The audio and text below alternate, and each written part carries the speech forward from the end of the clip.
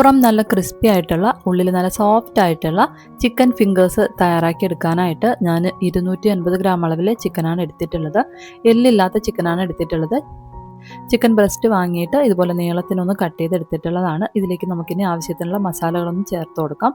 അതിനായിട്ട് 1 സ്പൂൺ അളവിൽ ഇഞ്ചി വെളുത്തുള്ളി paste, 1 spoon soya sauce, 1 spoon അളവിൽ ടൊമാറ്റോ സോസ്, 1/2 ടീസ്പൂൺ അളവിൽ കാശ്മീരി മുളക് പൊടി, 1/2 ടീസ്പൂൺ കുരുമുളക്, 1 മുട്ട, ആവശ്യത്തിനുള്ള ഉപ്പ് ഇത്രയും ചേർത്തതിന് ശേഷം നമുക്ക് കൈവച്ചിട്ട് നല്ലതുപോലെ ഒന്ന് മിക്സ് ചെയ്ത് കൊടുക്കാം.